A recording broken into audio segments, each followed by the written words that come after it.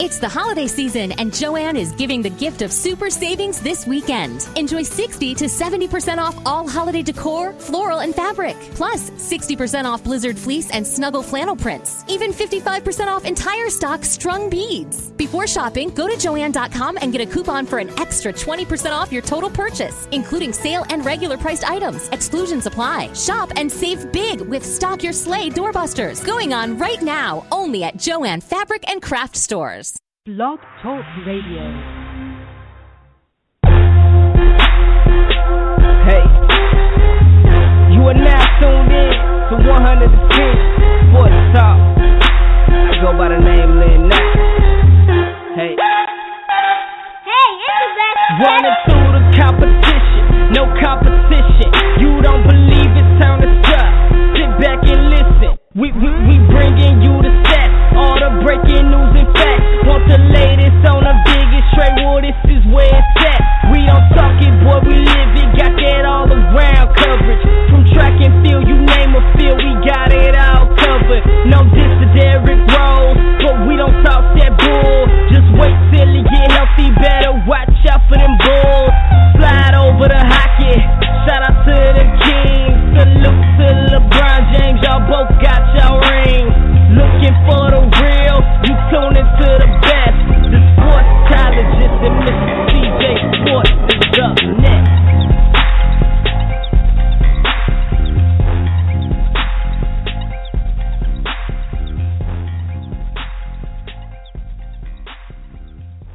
No, your ears are not misleading you. Yes, this is Friday night, and yes, the 110 Nation Sports Show is on and is live.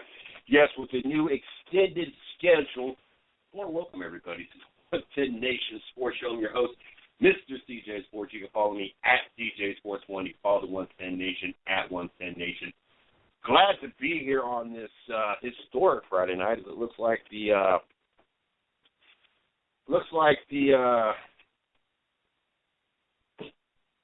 Golden State Warriors. There you go. Think about who's even having a historic run right now. I know I shouldn't even have to think about it. But you got Golden State once again on their historic run. No Harrison Barnes, no Klay Thompson, and yet they are still up by 7 points right now. Was sitting pretty good in the at FanDuel earlier this evening, but I'm assuming with a 30-point lead that the Cleveland Cavaliers have over Orlando right now. With about 6 minutes left, I'm not expecting too many more points out of LeBron James. Outside of his 8 assists, 25 points, 4 steals, and 3 rebounds. Not having too bad of a day. I think the only person that's really going to kill me is I was trying to go cheap with one of my positions, and I went Mari Stoudemire cheap, who just got me 1 point, 2 rebounds and a block. So that one didn't want to pay off. Still got some other players still yet to play, so I got my fingers crossed. Got a little Ricky Rubio that I'm going to count on tonight, some Andrew Wiggins, LaMarcus Aldridge, and Karl Anthony Towns yet. So 4 of my 5, not too bad so far, with LeBron James, Dwayne Wade, Avery Bradley, which Bradley still has a quarter and a half to go, and then Matthew Dellavedova. Give me what I was kind of figuring, another 20 points on FanDuel. So we're going to be checking in throughout that as we got multiple games going on. We got Indiana and Miami, as Indiana is up right now, 88-81. Of course, Orlando's up by 30-plus points with 5.5 left. Detroit over Philadelphia right now by 25, 100-75. Like I said, Golden State's up by 9 over Boston, 71-62, a little over halfway through the third. Toronto up 15 over Milwaukee, 66-51. New Orleans and Washington in a close 1 point as they go into half. Charlotte's over Memphis by 4 as they're closing up on the half. Then tonight we got Milwaukee at Denver, Oklahoma at Utah, Portland at Phoenix, and LA at San Antonio. A lot of great games tonight. We're going to also keep an eye out on history tonight and see if Golden State is able to extend their streak to 24-0. So make sure you guys stay tuned for that, as we'll keep you up to date and posted on that. Don't forget to check us out on Facebook. You can check out our fan page, well, my fan page, Mr. CJ Sports. Excuse me, you can check out the 110 Nation fan page, 110 Nation Sports. Check out our blog site. Just got an article done before the show. Honestly, I was running a couple minutes late, but did an article about Brian Scott. Just signed over with Richard Petty Motorsports, NASCAR driver, for those that are not familiar with that name. And a lot of fans, critics, experts, not too pleased about that. We're going to talk a little bit about that and a little bit about the article over at www.the110nationsports.com. Also, tomorrow I will be my priorities tomorrow when I get out of work is to update our company site. I ain't done that in a little bit. Update the show schedules, update things going on in the 110 Nation, update the photo gallery as we take a lot of pictures of all the events we're going to do media at. Just a lot of different things that will be updated on that site. So if you're new to the show, checking it out for the first time, make sure that you guys visit not only the blog site, that we're going to get at least one article a day up over there, effective today, Friday, December 11th. And the reason I say that day, and I'm going to tell you why here in a second. Also, effective Saturday evening, I will have our company site updated with everything, staff and everything. And the reason I threw out the date on that is we are being rebroadcasted on the I-95 Sports Network. Great opportunity for us, and hopefully it ends up being a great opportunity for the I-95 guys as well, as they are building themselves a really good network over there, really good trying to go to 24 hours is what they're trying to accomplish over there, and we're just glad that we are able to jump forward and be a part of this great network as well. So every Monday through Friday, we're going to be live here on the 110 Nation Sports Radio Network over here. But every day, the next day of every show, they will be rebroadcasting it live over there, or rebroadcasting it over there on their network. So glad to be part of their network. Glad to see things are moving in the right direction. Continuously moving in the right direction. Make sure if you have not followed us over on the Spreaker platform, as you know that not only are we being broadcast over on the I-95 network, we're on iTunes, Spreaker, Stitcher, SoundCloud, BTR. But the reason I throw out the Spreaker is, one, it only takes you 15 to 30 seconds to follow us. If you either have an account and you log in and look up the 110 Nation Sports Radio Network, or if you ain't got an account, you use your Facebook, sign up, have you an account, they send you email thanking you for signing up or whatever, and then follow us. We get to 100 follows, we can start talking about being on the iHeartRadio network.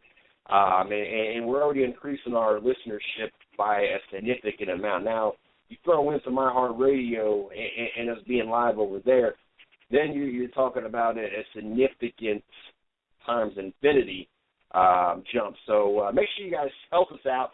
Go over to Spreaker, follow us over there on that platform, help us out, do us one good, and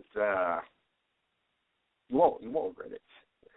Help all these guys out. So we've got a lot of people over here helping with the shows, helping with the sites, helping with just a lot of people, and we could really use the support. So, and not only that, if you happen to miss the show live, don't be afraid to catch it over there on the I-95 Sports Radio Network. Shows and flow. Also check out the shows. They got a lot of great shows, a lot of great hosts over there, so make sure you guys check them out as well. Speaking of which, Monday through Friday, 9 to 11 p.m. Eastern Standard Time, the 110 Nation Sports Show. That's the game plan right now. There's a possibility once we go live on their network, instead of being rebroadcast, we might switch the days around. We're not sure what their availability is. It might not be one of those things where we can go to being live. It all depends on their availability versus what we have on our availability and schedule-wise. I really want to either stay at the 9 to 5, 8 to 10, that kind of time frame. And honestly, what our plans at some point was to extend it for extend 3 hours. Well, who knows on that now that we're kind of locked in on a 2-hour block over there. So we're going to keep those thoughts and plans as well. But sports, hey, what a full night here Friday night, and a lot of great things to talk about tonight. So looking forward to having this opportunity to sit here and talk sports with you guys tonight. Weird being here on a Friday night. Usually what I've been doing on my Friday night as of lately. Now that I've been off on Fridays, I think the only Friday that and I'm not even going to call it work, is doing traveling for races. But outside of that, I couldn't tell you the last time that I've worked a Friday. I know in the last 6 months I've probably worked 2 or 3 Fridays. That way I could have weekends off or, to help out the boss lady. But I've not had too many nights or too many days that I've worked on Friday. And so it's kind of different. It's been a while anyway. You figured out I was bouncing until summerish time frame, maybe fallish. So I was bouncing every Friday and Saturday night up until then. But once that was taken away, I was left to babysitting, and that's kind of how I spend my evenings. As Cavaliers go up by 40 points with 2 minutes left, 110. There you go, 110. I love that number. 110 to 71. But an update on the Golden State Warriors. They're up by 10 at this point, 76 to 66. But went from working Fridays and Saturdays, both jobs, to include bouncing and getting maybe 5-6 hours sleep all weekend long, to now I hardly ever work Friday at all. I put a lot of hours in on Saturday and Sunday. Don't get me wrong. I do put a lot of time in on those days at the main job. But on top of that, just babysitting and taking care of the kids and stuff like that. So I've just been hanging out. And so it's kind of get back into the swing of things of doing shows and actually being productive on a Friday night. I mean, don't get me wrong, I sit here and watch the crap out of sports. It's what's been on all day long. I got the Miami, Indiana game on, and have all intentions of keeping the games going as I get off, prep myself for tomorrow's article, get the show downloaded and sent over to the I-95 guys. I got some dishes to do, some laundry to do. I got to play Mr. Mom as well at some point today and tonight, outside of cooking and showering the kids. I got to do a little bit more than that. But definitely going to got to get back into the swing of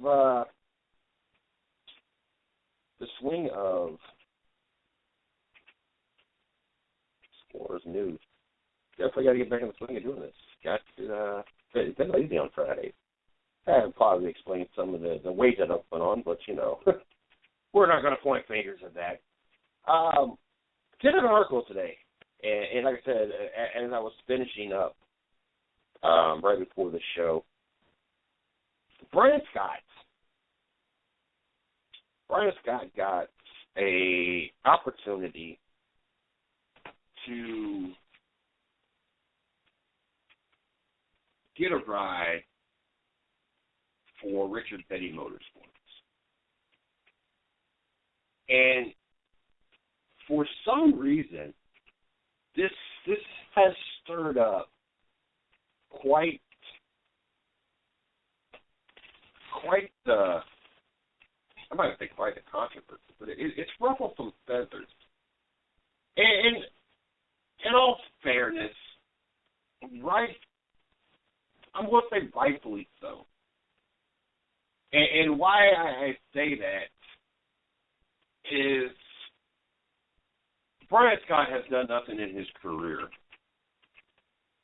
to deserve this opportunity. I mean, let's be fair about it. It's not that Brian Scott has taken the Xfinity Series by storm. It's not that Brian Scott has came through the ranks and caught a lot of people's eyes. It's nothing like that. Brian Scott is an average driver. a driver that, you know, in the Xfinity Series, driving for RCR, is, you know, just an everyday Joe Schmo. Nobody you really looked at as a serious threat at 27 years old to win a Xfinity Series title. Nobody that, you know, wows you. Finished 8th in the points this season. And has had, you know, a few races, 18 races over 3 years in the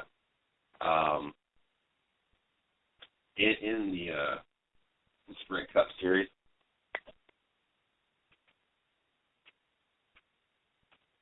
So it's nobody that to really wow you or anything to that.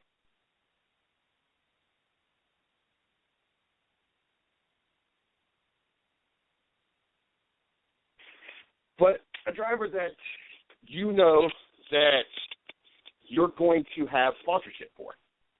And that's kind of what Richard Petty Motorsports is looking at. 7 years in the Xfinity Series, best finished 4th in 2014. He got 77 top 10s, but really is never overwowed. You know, we're never wowed. It's 2 wins in the Truck Series and 62 races over 4 years. Obviously, going and getting the opportunity to run in the Sprint Cup Series was not based off of performance.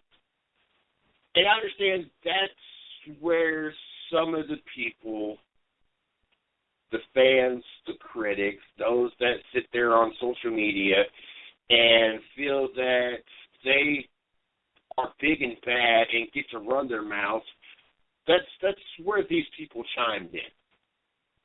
And I have close personal friends of it, and of some of these people that are critiquing and putting their 2 cents in, and it's nothing personal, and it's nothing that I hope that these people get butthurt about, but that's the type of people that are questioning this deal. And I had an opportunity to kind of sit back and think about it for a minute.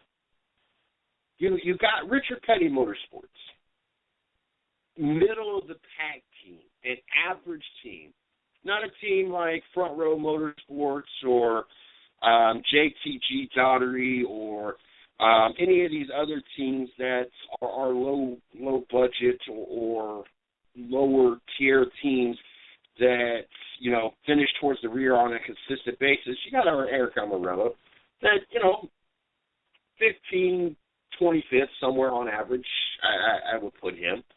And you have Sam Hornish Jr., which the project didn't work the first time Sam Hornish came into the Sprint Cup Series. Not quite sure what Richard Petty Motorsports thought was going to happen, but you got what you expected out of out of Sam Hornish Jr. So really, this is the product you're getting. This is the team that you have. A team that you don't expect to win, especially on a full-length race. Now, yes, Eric Almirola won not this past season, but the prior season, the Coke 0400. Got rained out that Saturday, ran that Sunday, got a rain delay early, or rain short and early. We happened to be out there for that race. And, you know, wasn't the best car. Honestly, there was a good 5 to 10 other cars that once they cleaned up everything from the big ones, probably would have beat them. No stretch of the imagination was Eric Almirola the best car out there, even remaining after the wrecks. But got him a win, got him an opportunity to put the 43 car back into victory lane, got the opportunity to put Richard Petty Motorsports into the chase. Something, you know, we don't ever expect. And it took a rain-shortened race for it to happen. This also reflects on the type of drivers that they hire. Eric Ambrose, Ambrose, Brian Scott, Eric Almirola, Sam Hornish Jr. I'm trying to think who else that they've had in recent years over at Richard Petty Motorsports, but never nobody that is truly talented and nobody that we would expect really to be on any other team. It's kind of Richard Petty Motorsports. It's kind of almost one of those places where drivers go to kill their career. Because once you leave there, once you go there, you're pretty much done. There's really not too many opportunities for you to go anywhere else. You're not going to improve your career. You're not going to. It's not a stepping stone to anywhere. It's kind of that place you go to just to go home, to finish. As you know, we've seen several different drivers over the years over at Richard Petty Motorsports, but none of them really. No names really ever stick out.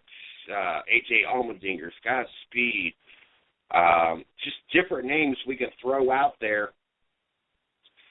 So you got an organization that is middle of the pack organization. They employ middle of the pack drivers, and that's what you get. And the Boston Celtics have closed that game. As a matter of fact, they tied that game.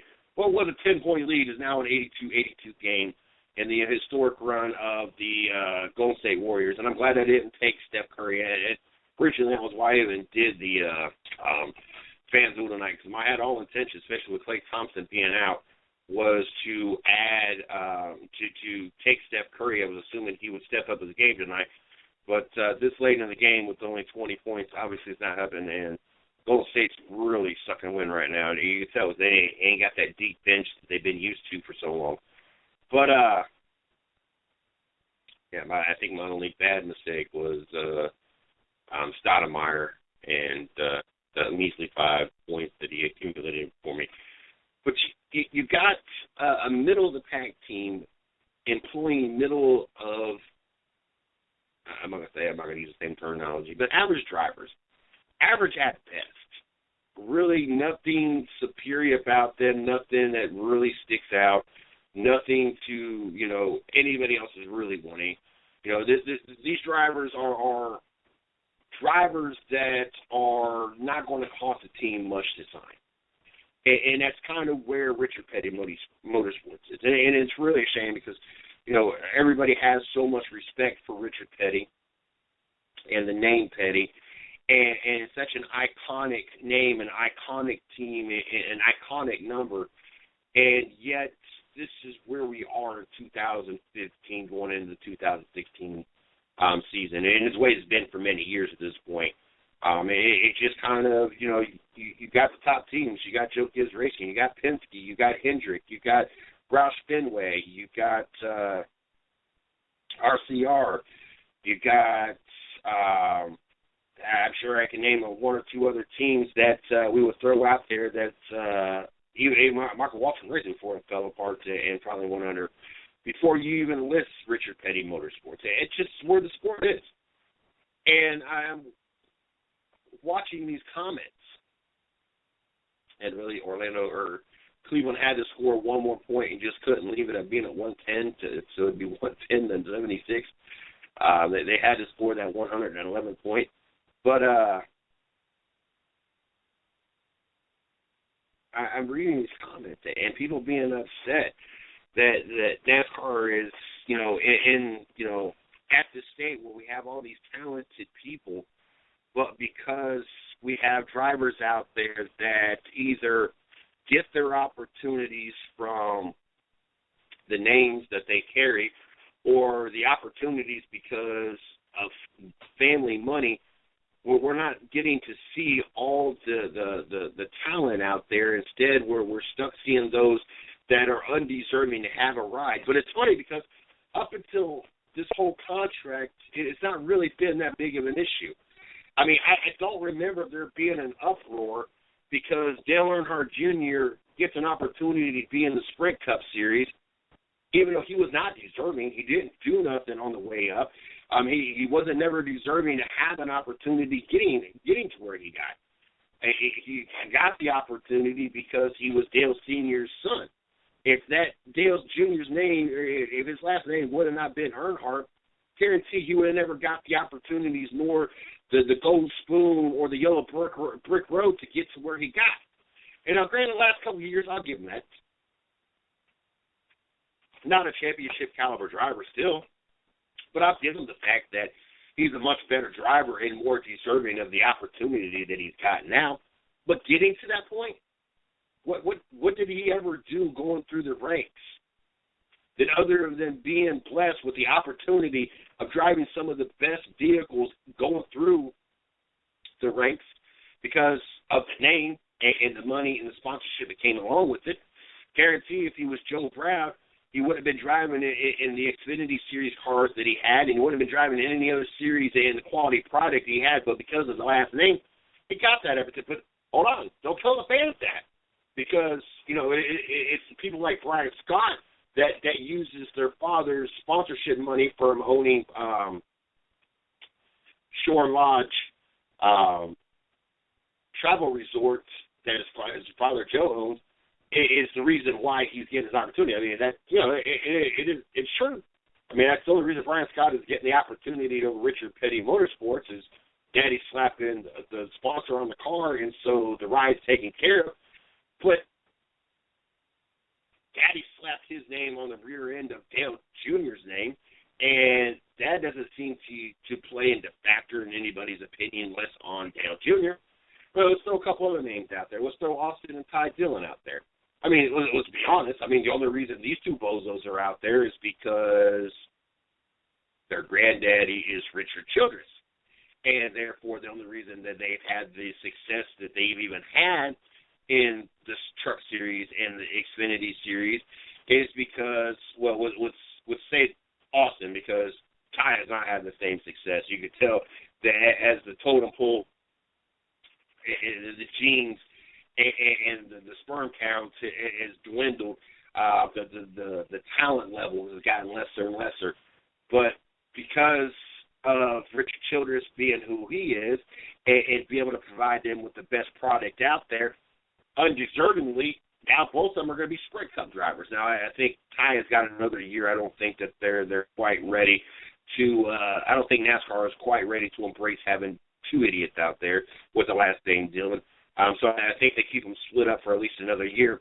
But now we got two Dillon boys that are out there, and of course Ty ran a limited schedule out in the Sprint Cup Series last year because now that their talent set, because their granddaddy is Richard Childress. But we're not done yet. Paul Menard. I believe Menard is their sponsor. Yes, so that is their sponsor. Menard, what? Nobody's going to do about that. Everybody's fine with Paul Menard being out there with RCR, who's only won one race. Now, granted, he dominated the Brickyard 400 the year he won, but he's only won one race and has really not really ever been that serious of a threat of winning any other races. But Daddy throws sponsor on his car, and everybody just kind of, whatever, it is what it is. Chase Elliott. Sorry, but without Elliott thrown into that name, would we know who Chase Elliott is? Would Chase Elliott already be in a Sprint Cup car? Would he have gone this quickly through the Xfinity Series? Would he have the opportunity to be on Junior Motorsports if his last name wasn't Elliott? I mean, come on now. Let's be honest about these things. But nobody cares, and nobody's throwing a big to-do, and you're not having people criticize or critique Chase Elliott and the decisions that was made not only by Junior Motorsports, but also now by Hendrick Motorsports, who is going to gracefully and gratefully and do it with a smile on their face, throw him in the number 24 car. I mean, sorry, but even winning one championship, not this year, but last year, I don't know if that's still deserving of already being in the iconic 24 car. Not that I'm a big Gordon fan. I respect Gordon. Once upon a time was a Gordon fan. But and hold on, we're still not done with names here. There's this bozo that is probably one of the most ignorant people that I have ever had to listen to in the broadcast booth. And unfortunately, NBC hired him. And unfortunately, NBC has like half the races, so we got to listen to him.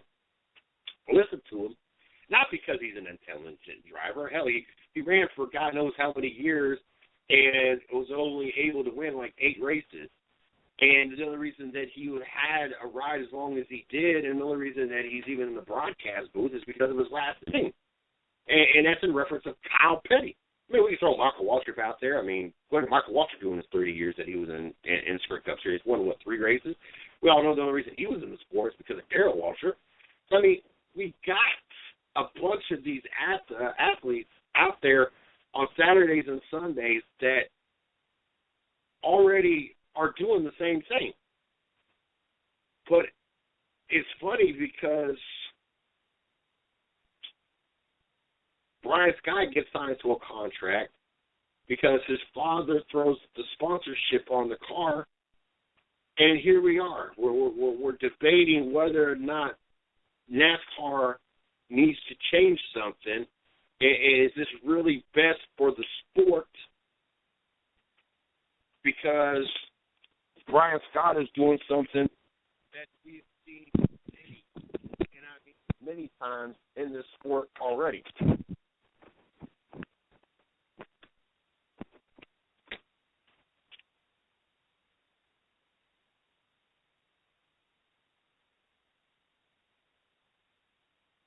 I don't know, it cracks me up how hypocritical the fans are. I mean, in all fairness, in every sport, you have this. Fans and hypocrites.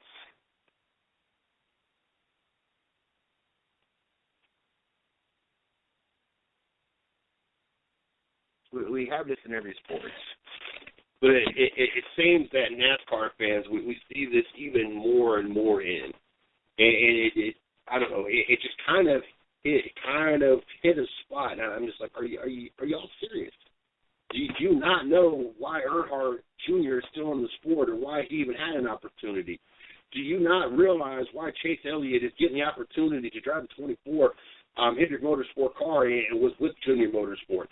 Do you not know why Austin Dillon, who does not have a lick of talent in his fingertip, had the opportunity to have the best equipment in the Camping World Truck Series, Xfinity Series, and is still out there on a weekly basis for RCR?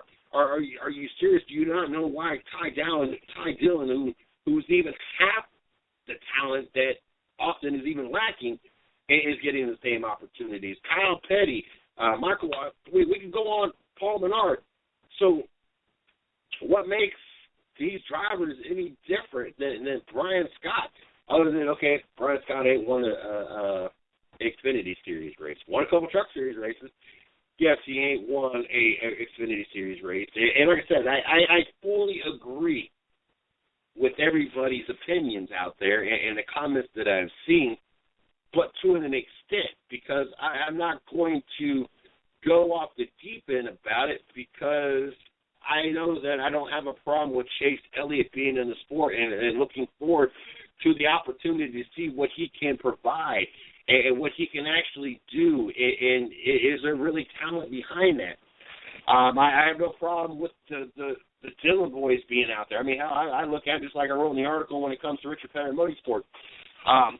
We know with Richard Petty Motorsports,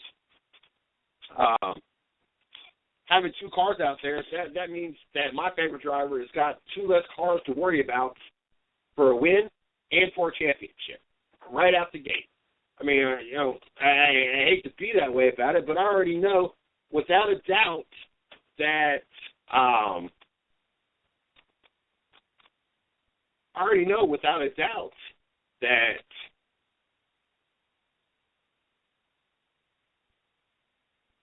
don't have to worry about those 2 cars. I don't have to worry about the number 9 and number 43 car at all. And with the Dillon boys, okay, let them be out there. I already know right now, without a doubt. I don't have to worry about the 3-car and whatever they put off the Dillon in. Yes, I'll have to worry about the 88 car winning some races, but I don't have to worry about it winning championship. There's already 5 spots right there. I don't have to worry about winning the championship. 4 of those drivers I have to worry about winning a race. Maybe we could throw in Paul Menard. Yes, once in his whole career he's won a race. I ain't got to worry about a championship or him winning a race really at all. So, I mean, I understand where some of the frustration comes. I understand, yes, that it sucks that we have talentless drivers out there driving. Because essentially we want to see the best of the best out there. We don't want to see a bunch of no-name people out there on the track. We just don't. We want to see pure talents. We don't want to see people out there running around because of their last name, because of daddy's sponsorship money or grandpa owning the race team. We just don't. But it's a little late to pick and choose your battles. It's a little late to say this about one and not the other. So, you know, it is what it is, and we'll leave it at that. But it just really hurts my chain that, and a lot of them are senior or junior fans. Like, and I'm just like, are you serious right now? Like, how do you legitimately feel good about yourself and making those comments, knowing that you're sounding very hypocritical at this point?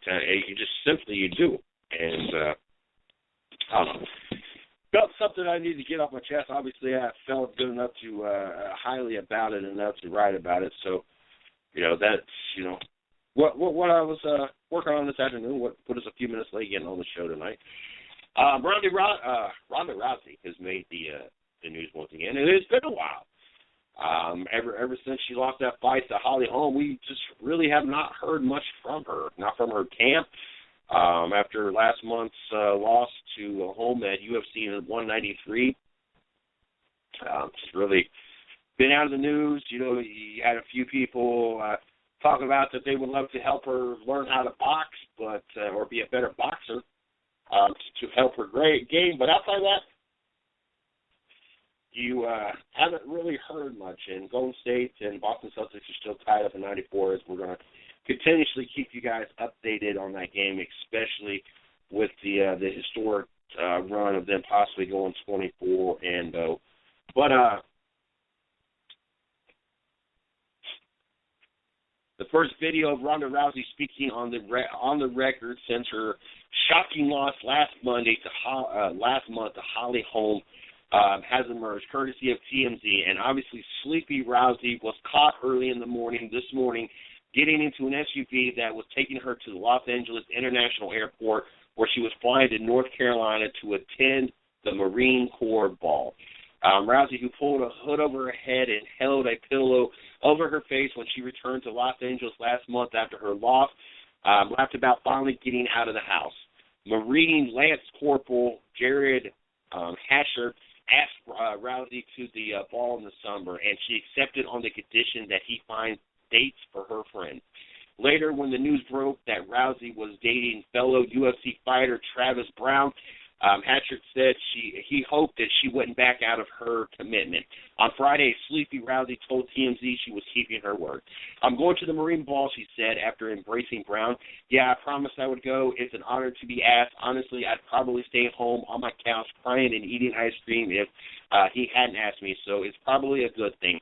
UFC President Dana White has been vocal about making Rousey home at UFC 200 in Las Vegas in July. Rousey told ESPN, the magazine, that she wanted to go, and she confirmed that Friday in the video with TMZ. Asked if reports of the July rematch in Las Vegas were correct, she said, "It's what I want, but it's up to the UFC, and it's up to her camp, so we'll see what happens." Finally, the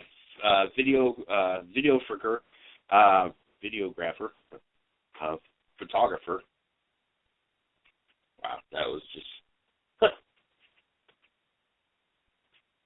tell you where my mind is right now. How she felt. Clear that she was better than she was the last time they spoke, but she alluded to her difficulties in getting over the defeat. Yeah, I don't know how good I look at 4 o'clock in the morning after the worst month ever, but Rousey said. Glad to see this, to see that life is starting to get back to normal as we know it for Ronda Rousey. Obviously, a lot of us are waiting for that possible July rematch. Hopefully, it ends up being a go. I know a lot of people are looking forward to that. A lot of people are curious to see, has she extended her threats. I mean, has she improved her arsenal? Is now, when we get to that July rematch, is she going to be able to better defend against the boxing style that Holly Holmes brought? And is she going to also be a potential boxer herself and part of her, her game plan? Obviously, it's something that she was criticized about. The other thing she was criticized about is the fact that all her matches ended very quickly. I don't know if any of them ever made it into the second round, and I don't think Harley ever made it even halfway into the first round. And so, obviously, that's something that she's got to soul search about and definitely improve on if she wants to have an opportunity and win this matchup and get her belt back. But glad to see that she's held up to her word, even with the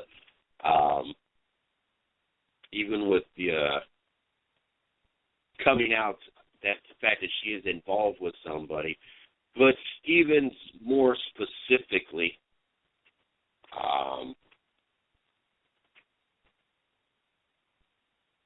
the fact that she held up to her word and she's starting to get back to everyday life. Outside of the ice cream she's talking about, I don't know how well that works into her fitness and keeping herself prepared for the upcoming fight. It sounds like she's setting herself up like I did for a long, hard road of getting back into shape. As once upon a time, I was sitting here with a 39.5 to 40-inch waist, weighing about 250, to now I'm about a 47-inch waist and weighing almost 290. So that tells you what I've done in my off season. But once upon a time, I was bitching 460. Now I might curl a couple 4-packs, but I've cut drinking out though. Not that I was a hardcore drinker or anything, but I did go through my phase that I would have a 4-pack every other night or so. That green apple, red apple, green apple flavor really I took a liking to, and so. But needless to say, I cut that out. I cut a lot of the junk out of my life. It's hard working at a job that you're constantly looking at junk food in your face every day. So that was something that used to plague me every day. So I've gotten a lot better with that.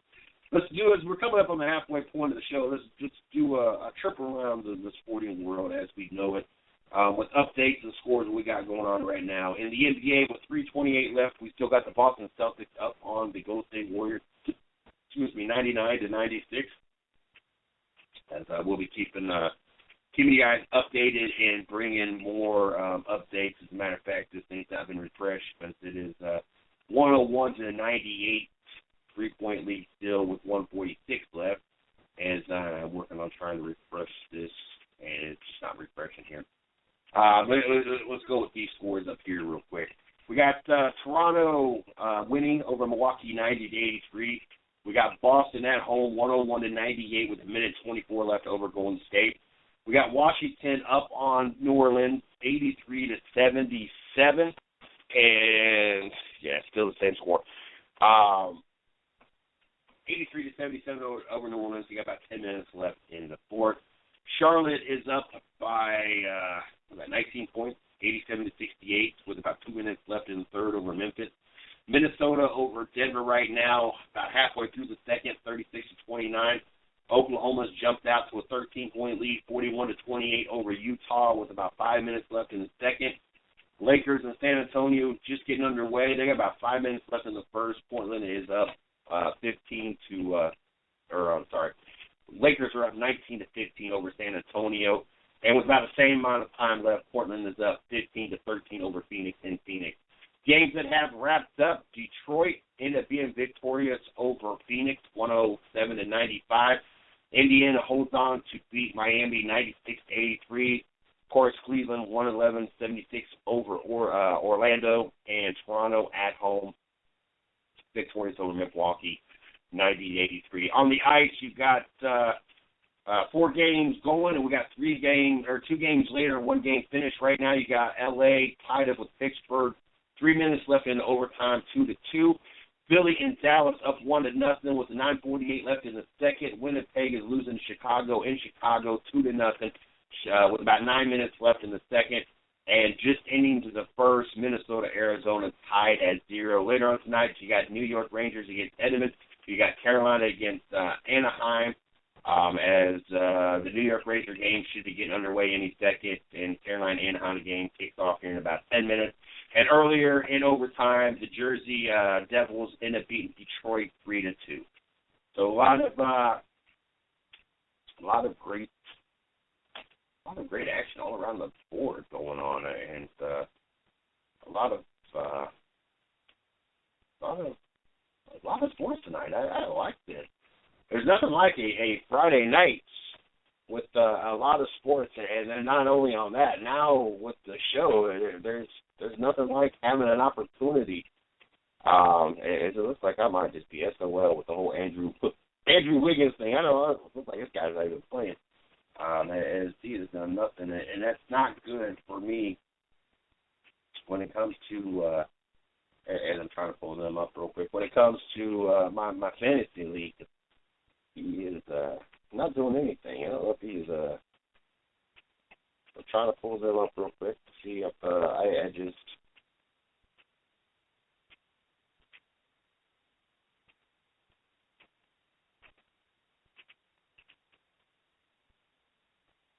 If I'm just so well, and if they're not playing, let's do the box score. That's not what I want either. That's not what I wanted. It's just not working out. I want it to work. There we go. And he played. He's playing. He ain't doing nothing. Matter of fact, he's on the court right now. So, just not putting up the performance and not doing anything absolutely positively at all in my favor. So, maybe he'll heat up in the second half. We'll see how that goes. They're wrapping it up the first half here very, very shortly. This has been an interesting conversation today. Kobe Bryant deserved to be in the All-Star game. The commissioner, Adam Silver says yes. I'm trying to have. I want to say that I have mixed emotions about this. I mean, the All-Star is supposed to be for the best players of the year. But at the same time, I mean, we could be honest about it. The All-Star game for the NBA is really a joke. And so, in Boston and Golden State have tied it up at 103 for those that are listening to the show live tonight. But the NBA All-Star game is a joke. The NFL Pro Bowl game is a joke. So the only two sports that seem to have it right so far is NASCAR, which pay $1 million to the winner. So, of course, they're out there to win. They want to win $1 million. And the Major League Baseball, because the winner gets home field advantage in the World Series, which I love. I want them to have an incentive to play this game. There's nothing worse than sitting there trying to watch a Pro Bowl game or trying to watch an NBA All-Star game when there's absolutely no defense. There's nothing but showboat, and there's really no point of even playing the game. Now, the NHL, they have modified, and they're going to the 3-on-3, and they're going to a first quote-unquote period of a half the Western versus half the Western and a two-team setup there, and then half the Eastern and half the Eastern. It don't matter what period, but that's how they're doing it. One period is going to have two Western representative teams versus two Eastern, and then the two winners will go get each other in the final period. So curious to see how that plays out and see how hard they try and how productive this game is. But right now, the only two sports that really have it down pat is baseball and have NASCAR, and that's why they get a lot of attention to watch those games. Nobody cares about the NBA All-Star game. Nobody cares about the NFL Pro Bowl. Yeah, people watch it and tune in because they want to watch their favorite team win the game, or see their favorite player out on the court, but nobody really cares. There's not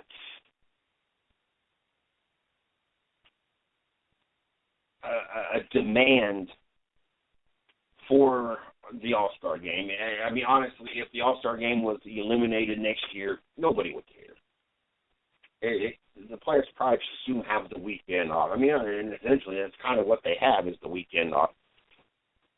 But, I mean, the only thing that would happen is they would just didn't have the weekend off.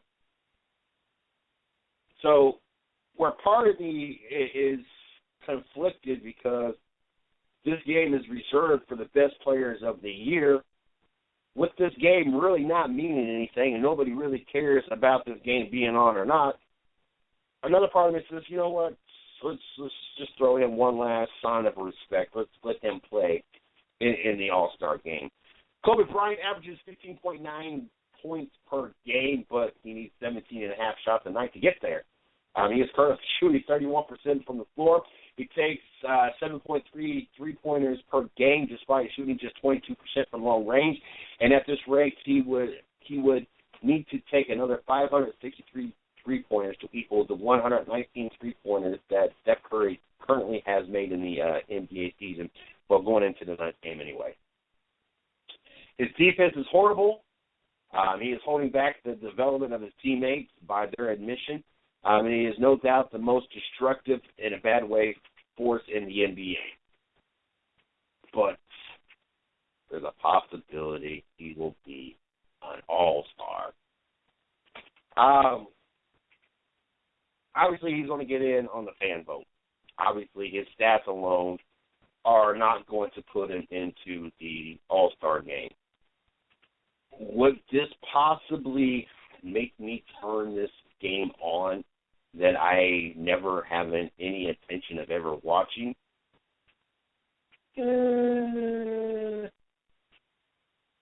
Possibly. Knowing that this 20-year historic run by Kobe Bryant and the fact that this is going to be the last All-Star game, and this is going to be a game that he is not going to be highly defended again. He can play sloppy defense. He can take a bunch of shots because the game really don't matter, and he's not holding back the development of the young players. I think he'll fit into an All-Star. I mean, basically, this is what his last season needs to be, is one big All-Star run. And it's no disrespect to Kobe Bryant. I have a lot of respect for Kobe Bryant. Yes, I have spent most of his career hating him. But in all fairness, if you're not a Cleveland Cavalier, I hate you anyway. And it's not I hate, but I just don't. I'm not one of those guys that got to have 5 different teams different players or have multiple favorite teams. I have my team. I have my teams, I have my players, and I cheer for them. If you're not on my team, therefore, I don't care for you anymore. When LeBron was in Miami, I didn't care for LeBron James. That's just the way it is. I have my teams. My teams were there before these players came along. And therefore, my teams will continue to be there after these players are gone. And it really hurts me when you got, well, I've been a LeBron fan and this, that, and the other, and I'm a Cleveland Cavalier fan. You kind of one or the other. You could be a fan of LeBron, but if you're a Cleveland Cavalier fan, then you cannot just be a LeBron James fan, because when he was in Miami, where did your alliance fall? Did you become a Miami Heat fan, or was you a LeBron James fan? You could be a fan of somebody, but you can only be a fan, truly be a fan of one team, unless you're half-butting it. And so I have my respect for Kobe Bryant, and this may entice me to watch the game, knowing this is his final All-Star appearance. And the Golden State Warriors, this is the first time this game, the Warriors have actually ever had a close game this season, but 103-103, they are going into overtime tonight. But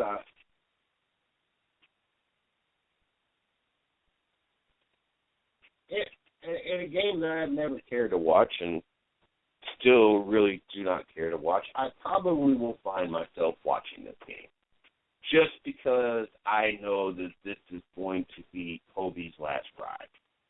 I honestly, it was probably back in the 5th, 6th grade, and you could do the math. I think it was Shaq's early years. It might have even been later than that. As a matter of fact, I know it was later than that.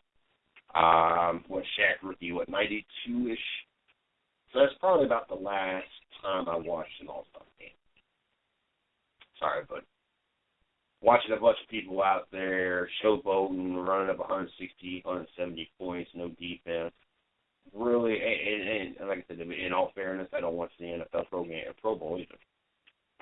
To watch two teams full of nothing but all-stars, best of the best, and there's 40, 50 points on each side of the board being thrown up in the Pro Bowl. Why would I want to sit there and watch that? That's just horrible football. It's just horrible to watch.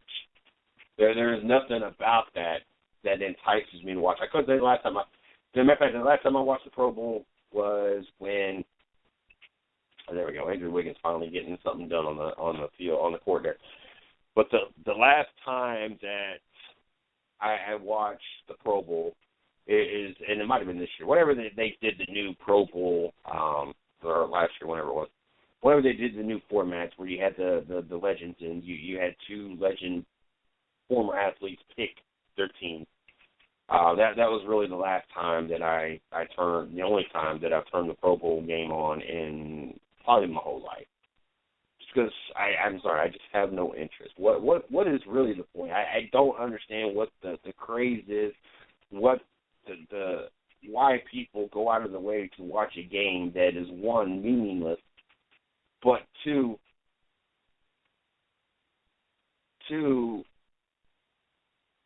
a game that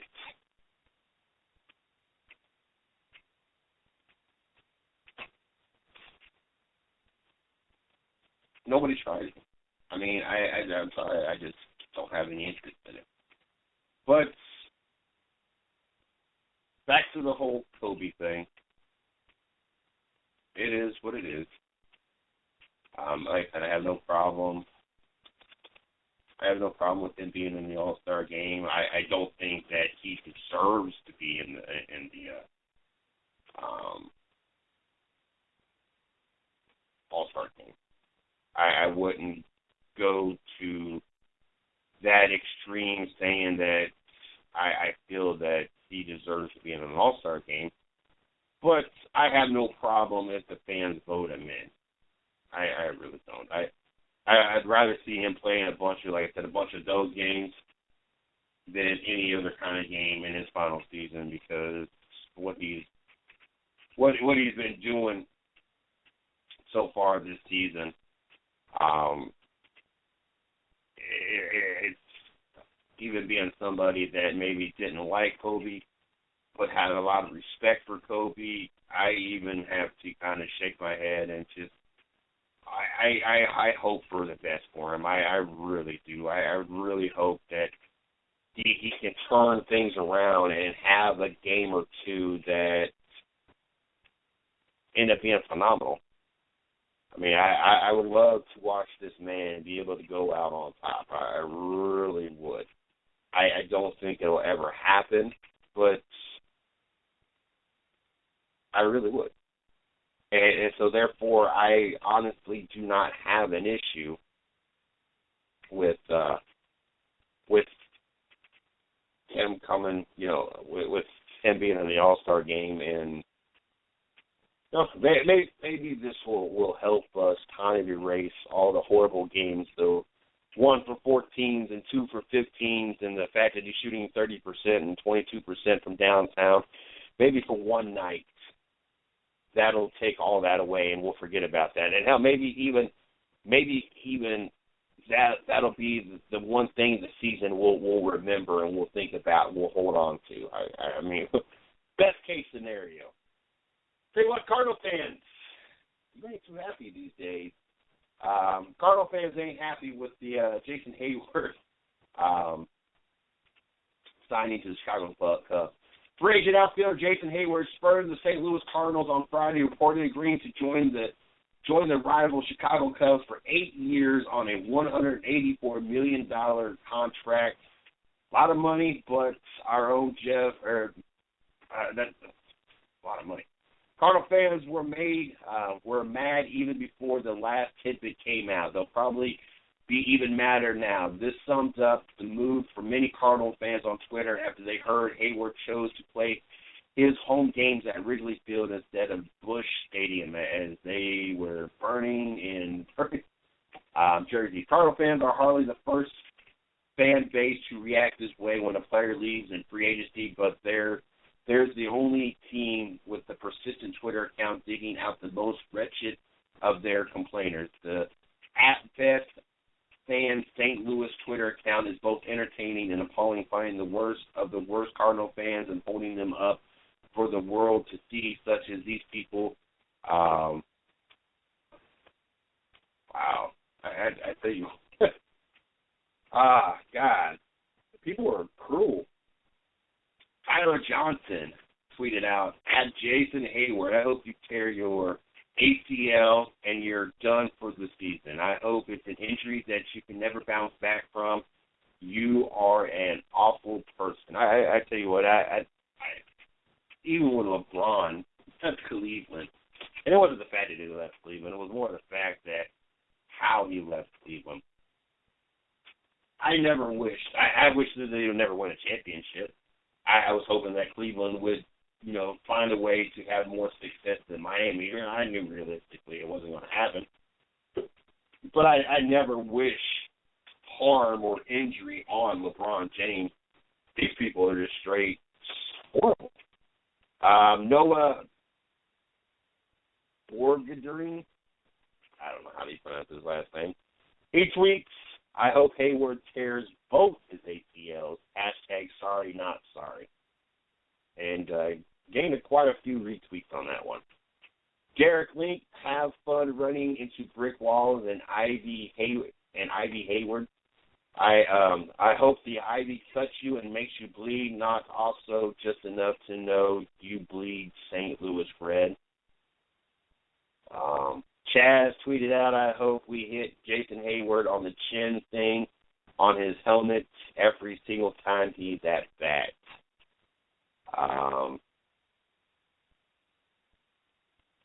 Joey Pittamenti, @Jason Hayward, have fun never winning a championship with the @Cubs and watching the Cardinals win the World Series multiple times. #Trader. And he went on to say, why don't you change your Twitter and get all of the Cardinal stuff off there because you obviously didn't love St. Louis like we loved you.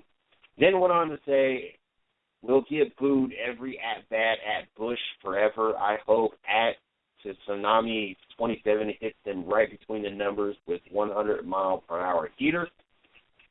Then tweets again. You could have been like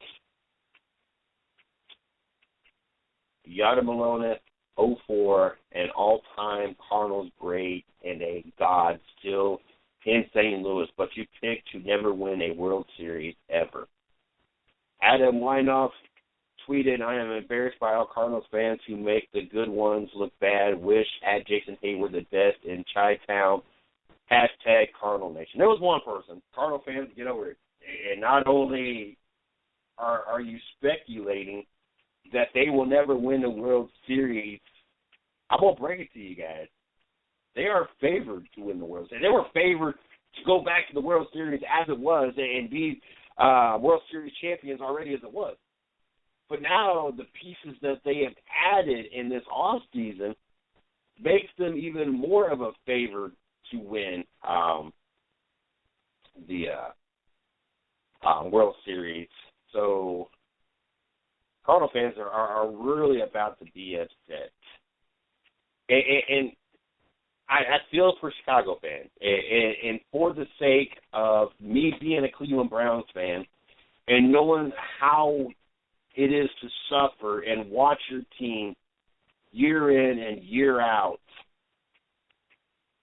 never win a championship, I feel for you.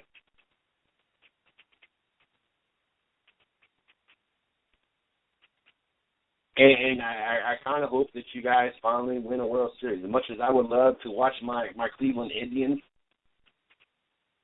to win a World Series, I know that we are still far away from winning. And I hope, for your guys' sake, that the Chicago Cubs, with .8 seconds left, Golden State and the Boston Celtics are tied at 110. What a beautiful number once again. But tied at 110 with .8 seconds left. Golden State will be inbounding the ball as Thomas had the opportunity to put up the winning shot with and take the lead with .8 seconds left, but his shot did not go in. So Golden State will have one opportunity before they potentially go into double overtime. Never thought we would talk about that. Never thought that, especially against the Boston Celtics, that we would talk about them going into an overtime, but a double overtime nonetheless. But here we are. And so we'll definitely keep you guys updated as that continues on. And they will go into it as in double overtime at this point, which I was really hoping this would help my scenario with Avery Bradley, who I do have him on my team, who has scored 19 points, has an assist and has a steal tonight, got me 22.5 points on FanDuel. Looks like he ain't done nothing in overtime at all. And so I'm still suffering. I'm about 60 points away from the cutoff point. I'm still waiting on Karl Anthony Towns to find his way this evening. Only 6 points, 3 rebounds, and an assist at the half. And Marcus Aldridge, he's doing me justice with his 14 points, 5 rebounds, and an assist, and only halfway through the second. Andrew Wiggins finally put some points on the board, 9 points, or 8 points and a rebound at the half, and Ricky Rubio doing a little something, 7 points, 5 assists, and 3 rebounds at the half as well. So, not sitting as high as I want to be sitting, but we'll see how the second half plays out. Maybe I'll break off a couple of dollars. That's all I'm asking. It's just a couple of dollars. I'm not asking for a lot. And so we'll see how this goes. But, yes, Cardinal fans, get over it.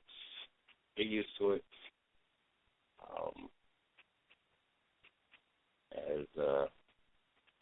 Looks like Jason Hayward is going to go to the Chicago Cubs, and just one more piece to add to it. Arizona Diamondbacks, let's say what they've made some big moves this weekend as well, or this offseason as well. looking forward to getting the swing back into the baseball season as we'll continue bringing updates in the free agency. One guy's opportunity. I want to make sure you guys have a chance to follow us, like us, figure out where to find us, and everything else. Make sure that you guys check me out on Twitter. You can find my fan or hit me up on Twitter at CJSports1. You can hit up the 110 Nation at 110 Nation. Also on Facebook, check out our fan page. My fan page, Mr. CJ Sports, the 110 Nation fan page, 110 Nation Sports. Also, check out our blog site, www.the110nationsports.com, as I released an article a little bit earlier today on Brian Scott.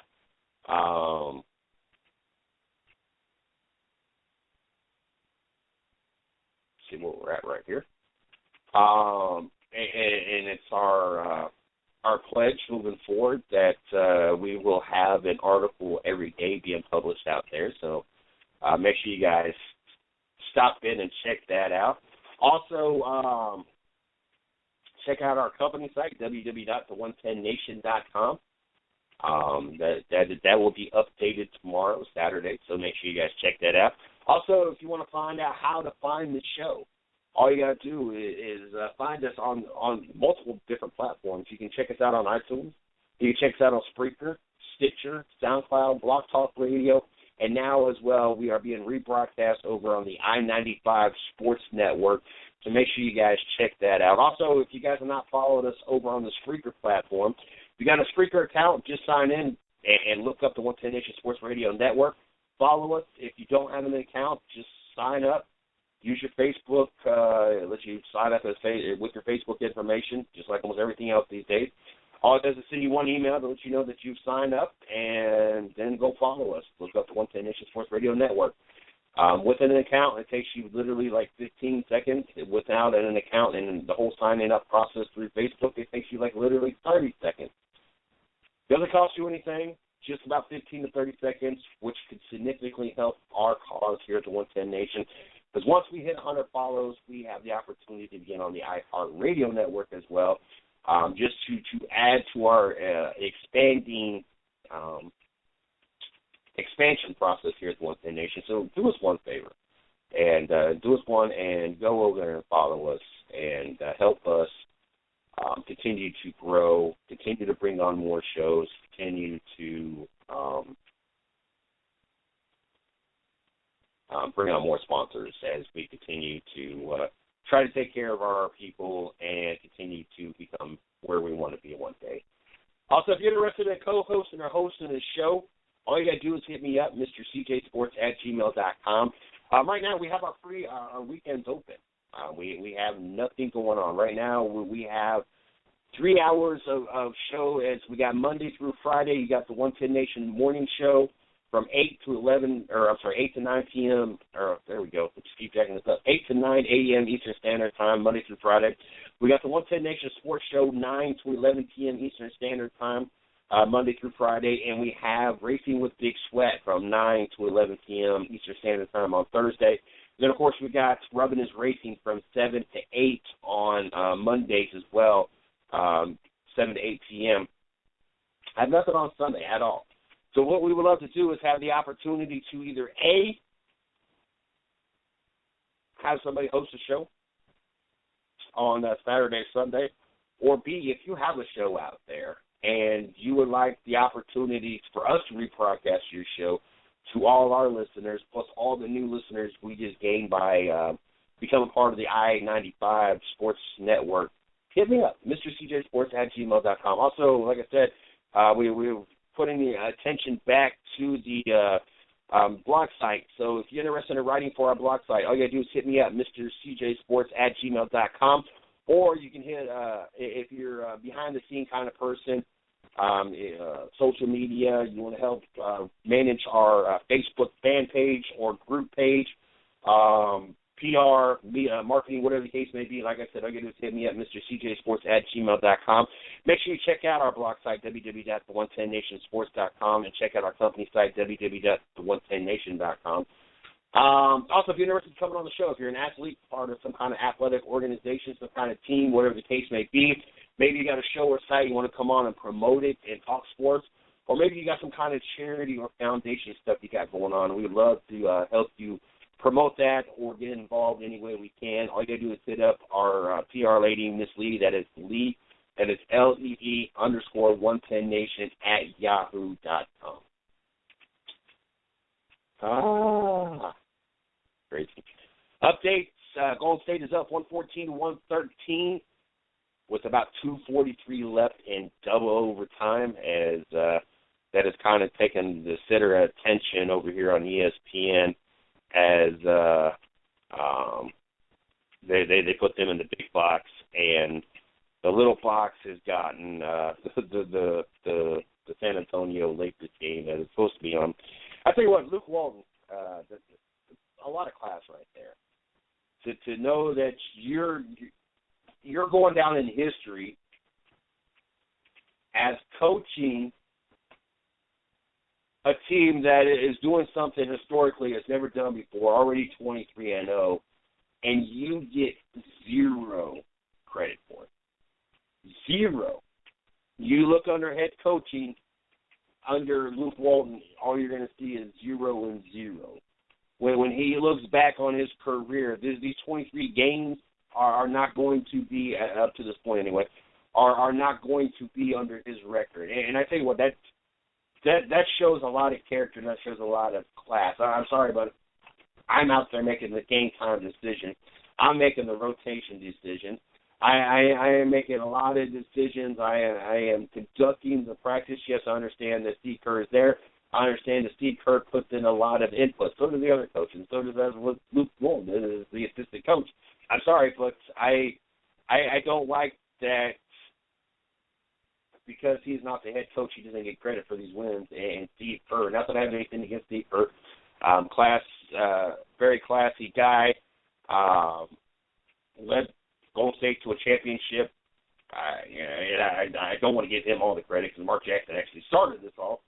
But Steve Kerr has done a lot of great things for the organization, and very, very, professional of professionals there. But at the same time, Luke Walton is doing the work. He is making these decisions.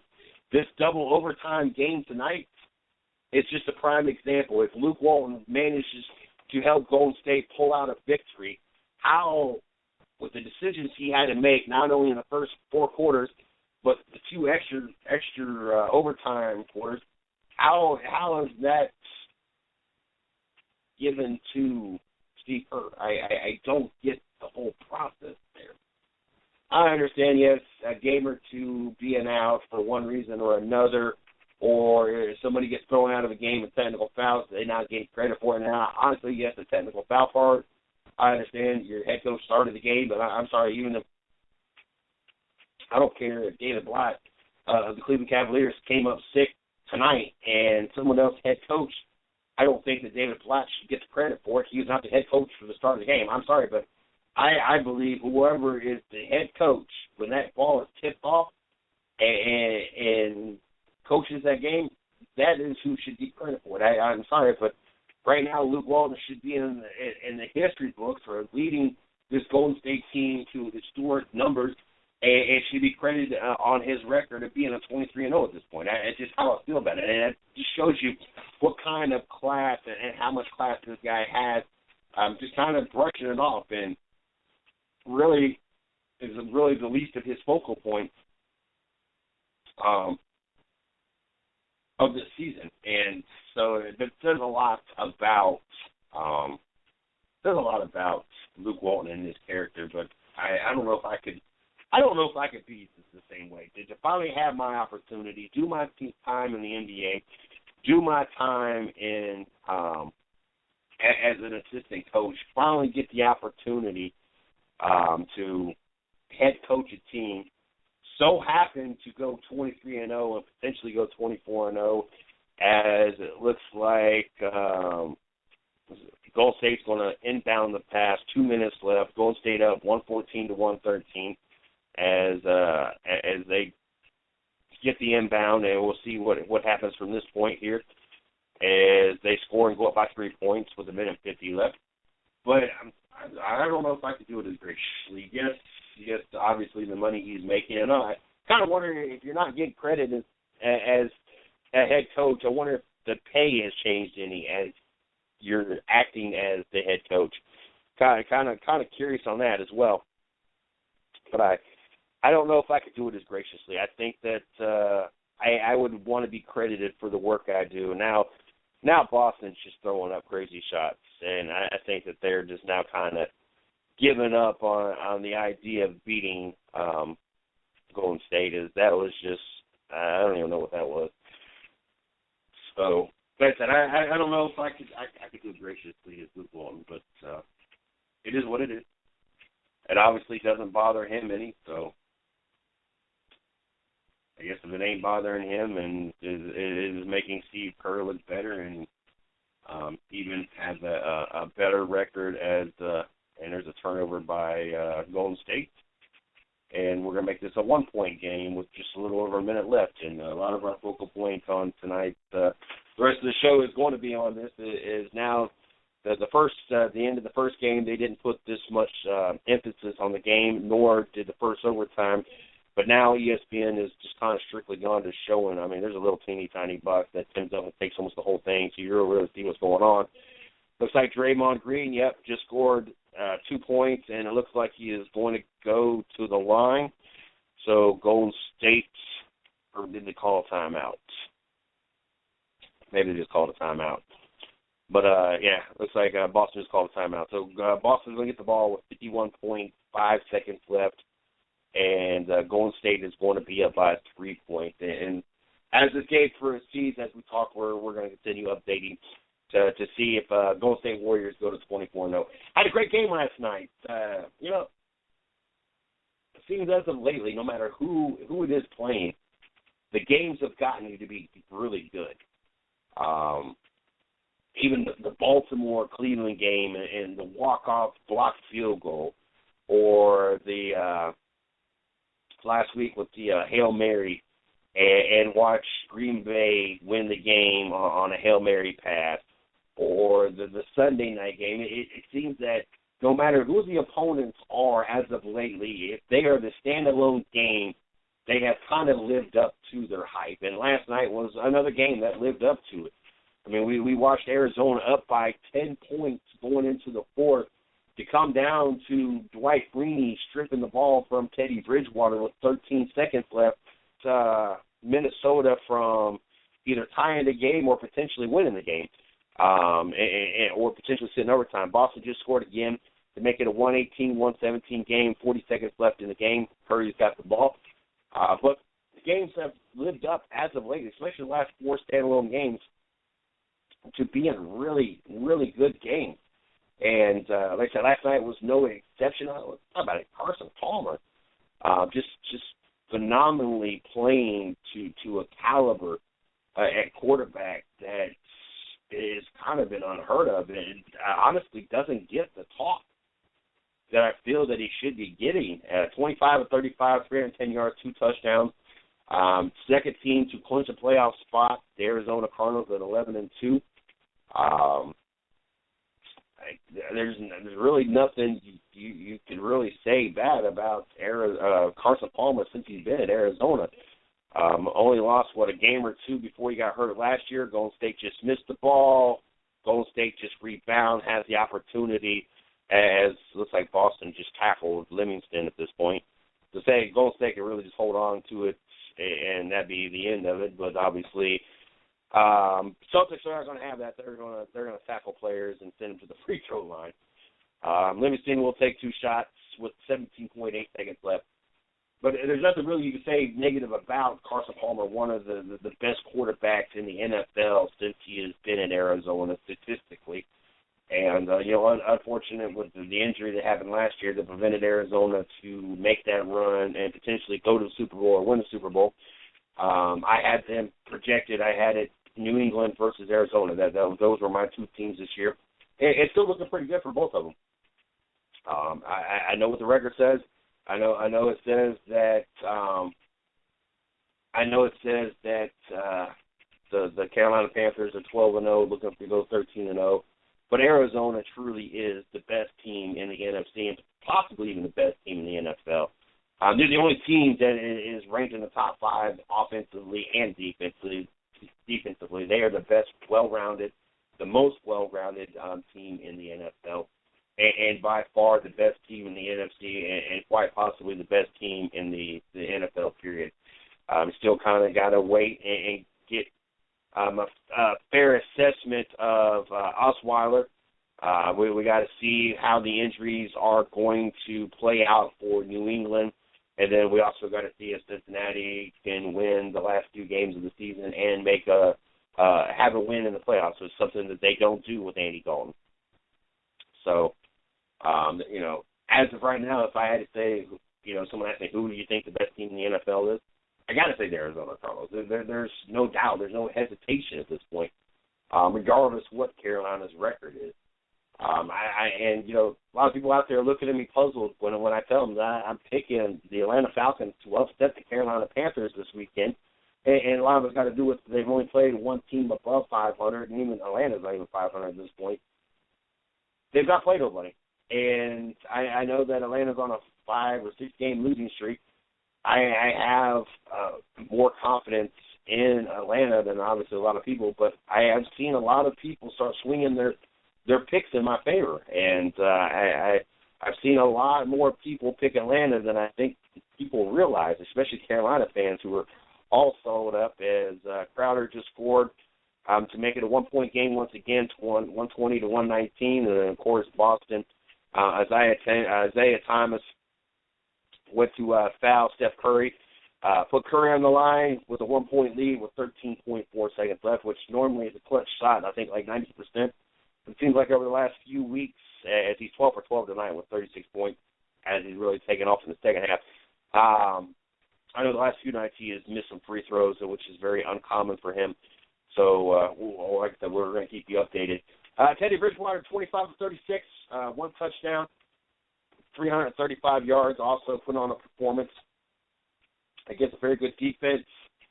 It also helps when you got the threat of him being able to run, but also the threat of Adrian Peterson on your team. And also, it helps a lot.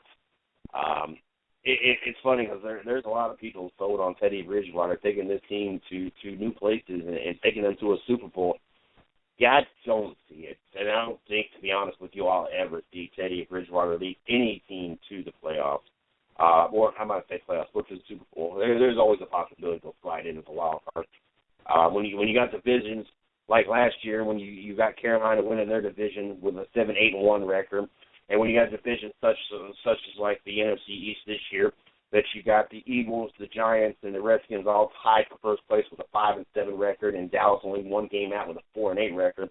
There's always a possibility that you'll slip in as a wild card opportunity. But to take this team serious and think that Teddy Bridgewater is going to lead you to the Super Bowl, I don't think that'll ever happen. I just can't see it. Adrian Peterson did have 23 rushes for 69 yards and a touchdown. David Johnson for the Arizona Cardinals, 19 rushes, 92 yards, averaging about 4.8 yards a run. It was kind of really the hits for the running game. Wasn't much of a running last night. Obviously Johnson hit it when he needed to hit it and got the yardage that he needed to get it, but really not that big of a running game either side of the ball. Teddy Bridgewater distributing the ball quite generously, hitting 11 different targets. Leading receiver Kyle Rudolph with 67 yards, and he had Jarius Wright with 51 yards. Mike Wallace with that touchdown, 42 yards in receiving. Carson Palmer didn't quite use as many targets, only about 8 to 9 targets. Michael Floyd did crack the 100-yard mark with 102. Looks like Boston's about to inbound it. Will they get it in before he runs out of time? They did. 11, 10, 9 is they're going to shoot a three-pointer, and he misses. Golden State is going to stay undefeated as it looks, as he was fouled. Igalagas was fouled, so he's going to hit or go to the free throw line for a couple shots. And it looks like we're going to see Golden State go on to 24-0. John Brown had that touchdown down the sideline, 78 yards, really just turned on the Jets. A play that it really shouldn't have gone that far. Did go a lot farther.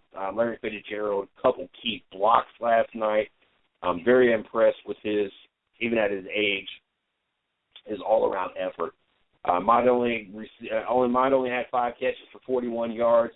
But what he is doing, one, obviously somebody's got to cover him, so he's taking one defender, and it's got to be a legitimate defender. It just can't be some scrub. But also the blocks that he's putting on and the routes that he's running, obviously helping the Arizona Cardinals in many, many ways. And that is official. The Golden State Warriors are 24-0 with a 124-119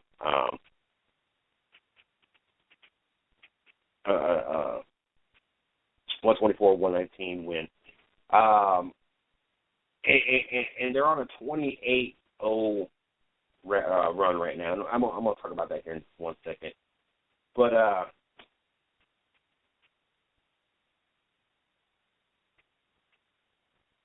what Larry Fitzgerald has done, especially at his age, is almost like he's found the fountain of youth.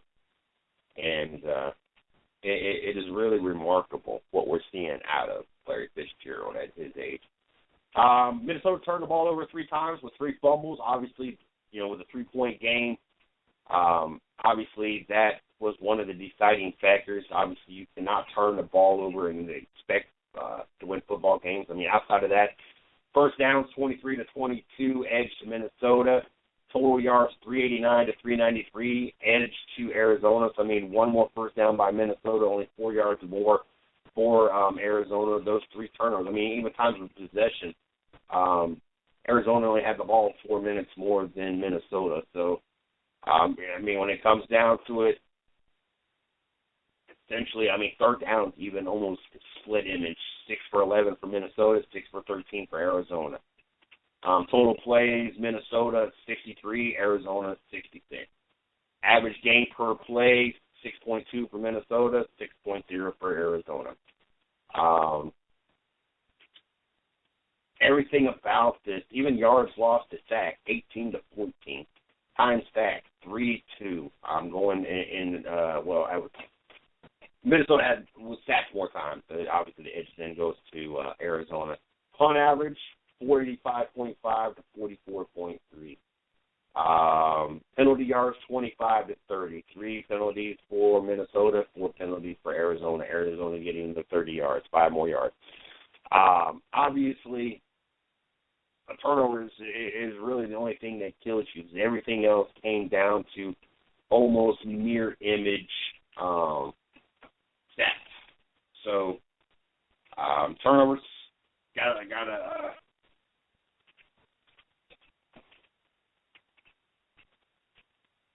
obviously got to do a better job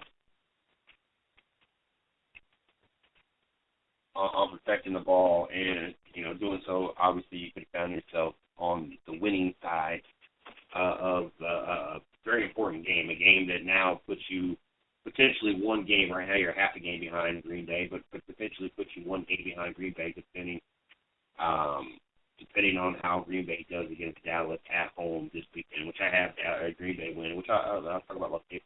Especially since we got a new audience, and normally I do my picks on Wednesdays. It used to be our last night of the week, but obviously now I'll be doing my Thursday picks on Wednesday, and we'll be doing the rest of the picks on Friday moving forward.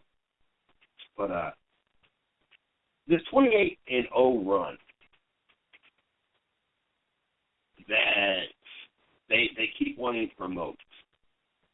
I've talked about this prior, and I want, and I'm hoping to get my new listeners' opinion. And for those that catch this show, however you catch this show, if you catch it later on iTunes, if you catch it later on Spreaker, if you catch it later on tonight, because it'll be available on Spreaker probably about 15 minutes after the hour. If you catch it on Stitcher later on tonight, if you catch it on SoundCloud later on tonight, all 3 of those formats, it'll be on here within the next 30 minutes. Or if you catch it tomorrow on I-95 Sports Network, I want you to do me a favor. I want you to hit me up on Twitter. Hit me up at DJ Sports One. Let me know how you feel about it. Right now, we're looking at a Golden State team that's 24-0. Therefore, to me, when you talk about streaks and their streak, it's 24-0. There's no backtracking to the last 4 games of last season, so you're on a even more historic of a run, saying you're 28-0. If you finished your season with those wins, and that's how your season ended, then yes, I don't have an issue with it. You know, if Golden State would have not made the playoffs, and they would have won the last 15 games of the season, say they would have started off one of the worst teams in the NBA, and they made a run, and then being in the West, and you got to be so far above 500 traditionally. This year's kind of different. And they did not make the playoff run. And they start off this season 24, and it had a 39-game win streak. Yes, I would even acknowledge that. But because they made the playoffs and you have losses in between, I don't like it when it is advertised and statistics are talking about they're 28-0 in the last 28 games. Okay, you lost playoff games. I understand that it is 28 straight regular season games, but there was the other games in between. Therefore, it's not that impressive to me. I'll give you credit for when they won the last 2 games of the NBA Finals. I give you credit for a 26-0 run right now. I give you that much because it, to me, takes away from how remarkable that even sounds. Yes, you're 28-0 regular season games. We're going to exclude the fact that you lost so many games in the playoffs, and it took you 6 games to beat a Cleveland Cavalier team that was missing pretty much all their stars outside of LeBron. I mean, I have no... I'm not trying to sound like I'm hating on the Golden State Warriors, because I have a lot of respect for what they've accomplished. And I once upon a time in this NBA season, I enjoyed watching them. Traditionally watch other teams. Yes, I have the Lakers and San Antonio game on right now, and that's because I'm all about watching some sports. Normally, if I have sports on, it's either a team that is my team or it is a sports show. If it be Sports Nation or Sports Center or whatever the case may be. I've watched a couple other shows that I've not traditionally watched before earlier tonight. So, I mean, yes, traditionally that's what I would watch. I don't go out of my way to watch specifics unless, it's a big game.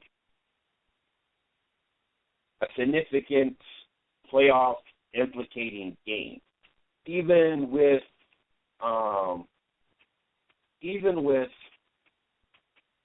NFL football, I'll turn on the red zone.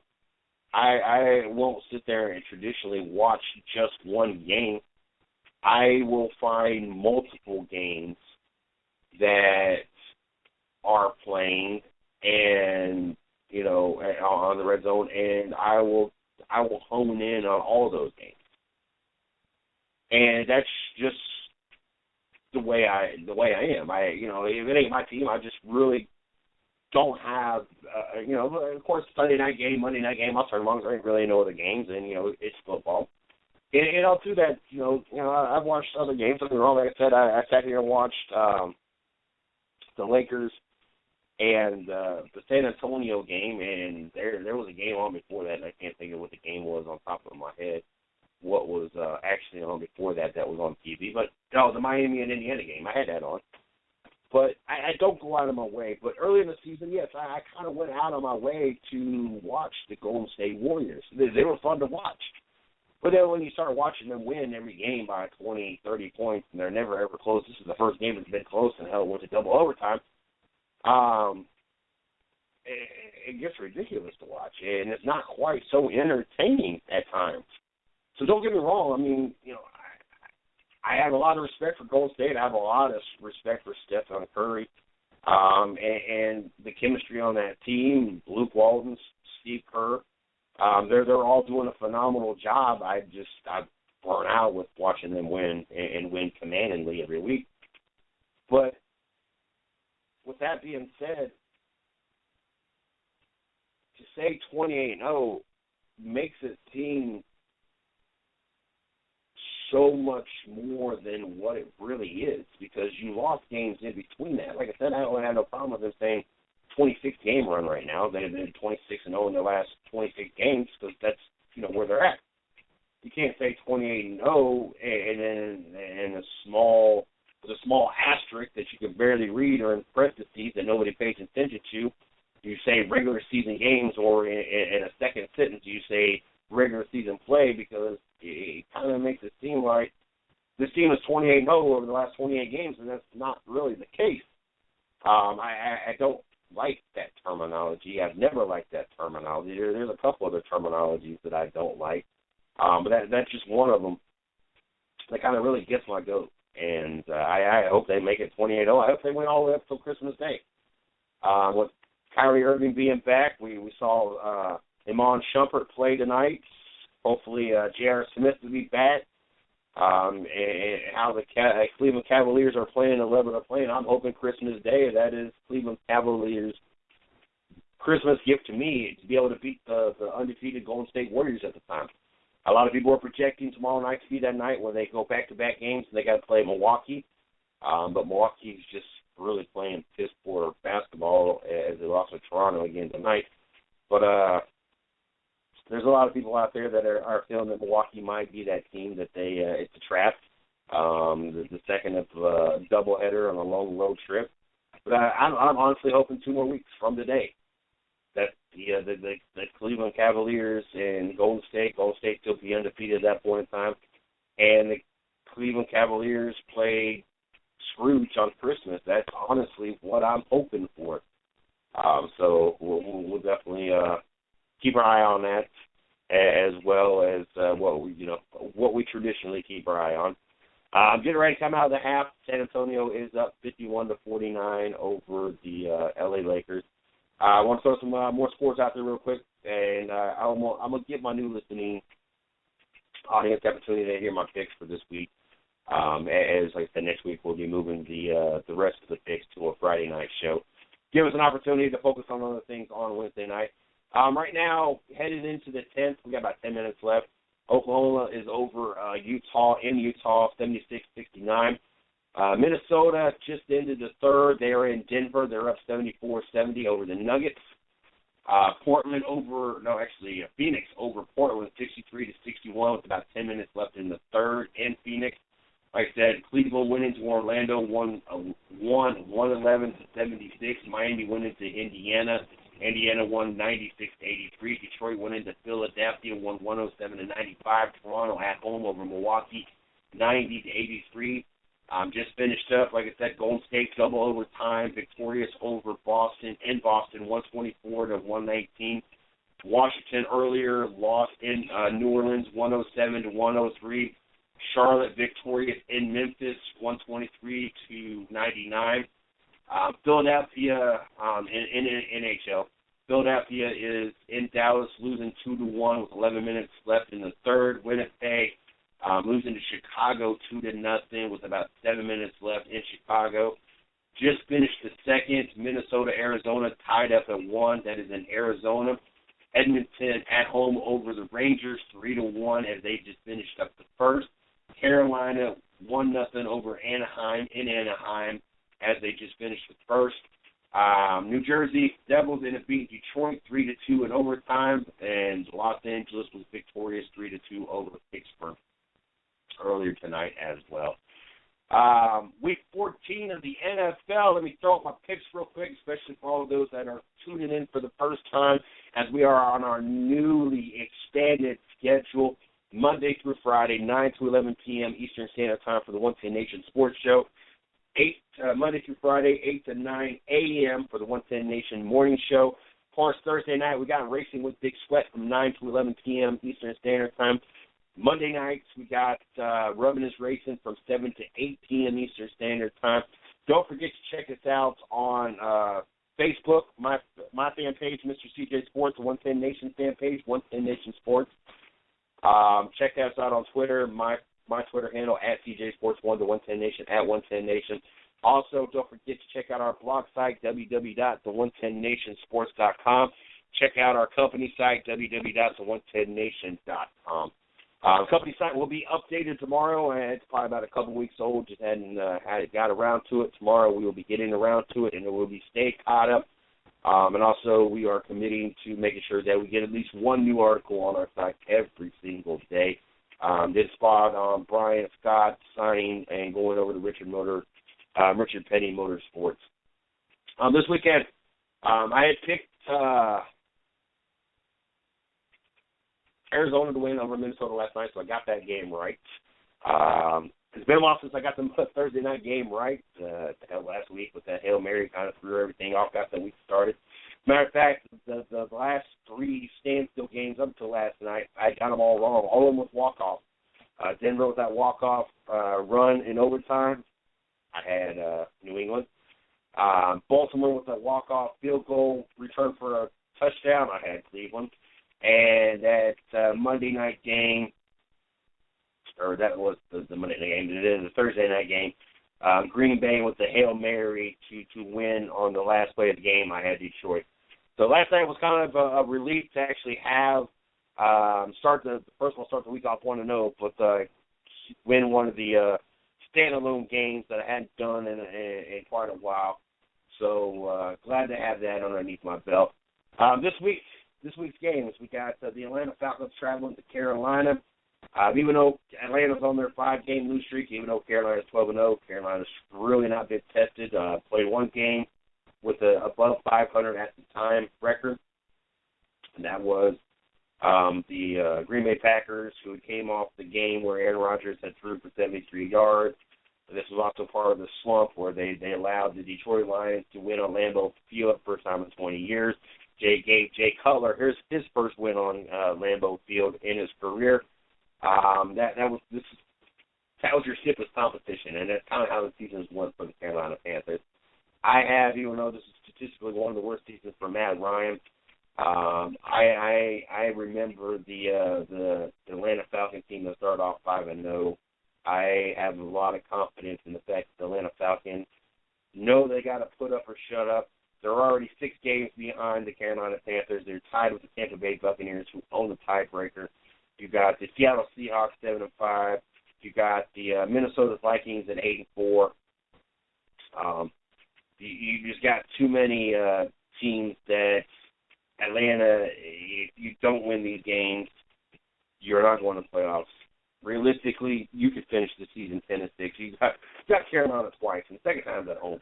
There's no reason you can't finish 10-6. I have Atlanta going into Carolina and winning. San Francisco, Cleveland favored by a 1.5. Are you kidding me? This is likely. I'd be lucky if we even have 1,500 fans in the stand. It is almost like a desert in the dog pound these days. Johnny Manziel will get the start.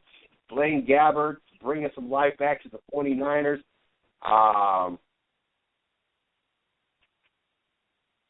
I can't pick the Cleveland Browns. I just can't.